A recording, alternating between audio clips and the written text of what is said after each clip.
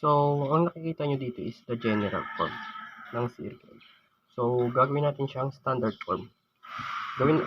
Gagawin natin yan. Una, pagsama muna natin na may mga parehas na variable.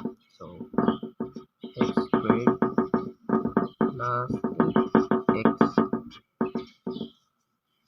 plus y squared minus 6y equals to, dahil nag-equals, imumove kasi natin itong 21 to the right side. So, magiging negative 21 siya.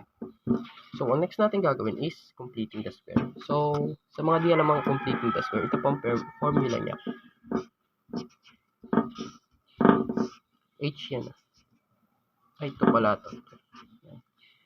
Square. Completing the squares po ito. So, ganito gagawin natin. X squared plus 8x 8 divided by 2 is 4. And 4 times 4 is 16. So, plus 16. Then gagawin natin sa kabila din sa y. Y squared minus 6y plus 6 divided by 2 is 3. And 3 times 3 is equals to 9. Plus 9 is equals to negative 21. Ito mga ginuhitan ko, ilalagay natin siya dito dahil i-add natin siya. So, plus 16 plus and plus 9. Okay, ganun. So, ang magiging sagot dito is 4. Alam nyo na yan, add lang yan, tsaka minus 4 ang magiging sagot dyan.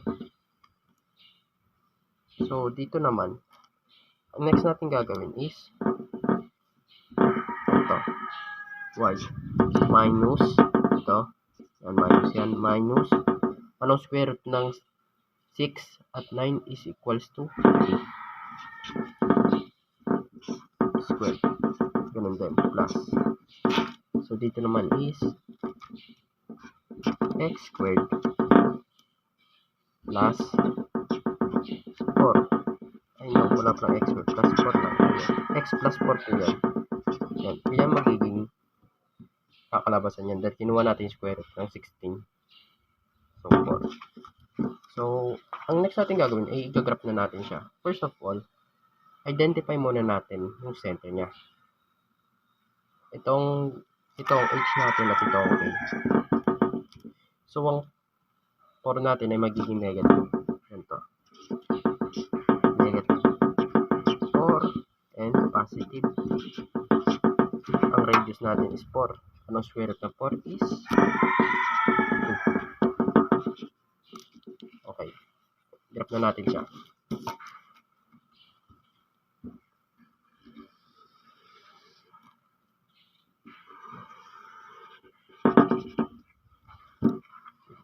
First is negative 4. 1, 2, 3, 4. And positive 3 pataas. 1, 2, 3. Graph na natin siya. At ito ang ating center. Next natin gagawin is yun na. Add na natin yung radius sa plus or minus 4. So, 2 plus 4 plus negative 4 is equals to negative 2. So, simula sa 3, bababa tayo. Ay, no. Dito pala. So, ganito. Negative 2. Dahil negative 2 siya, dito siya. 1, 2, negative. And dito. Yan. Next naman is, minus naman. Negative 2 plus negative 4 is equals to negative 6. So, 1, 2, 3, 4, 5, 6, and dito.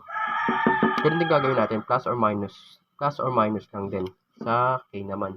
So, 3 plus 2 is equals to positive 5. So, 1, 2, 3, 4, 5. Simula yun sa center, guys. Ito. Ganun, basta ganun lang din yung kanina yung sinabi ko sa inyo guys nung pinakita ko na formula yung h plus or minus r tsaka sa comma k at sunod naman is h comma k plus or minus r. Yan din naman yun. So next naman is minus 3 minus 2 is equals to 1. So 1. And dito. Tapos yan, graph na natin. And that's all. Ganun lang siya kadali. So, circle is pre-calculus. Under siya ng pre-calculus at conic section. Meron 4 po kasi yan. Circle, ellipse, hyperbola, and parabola. So, ganun po yan. So, ito po yung sa circle. And I hope na may natutunan kayo at naintindihan nyo naman. So, thank you.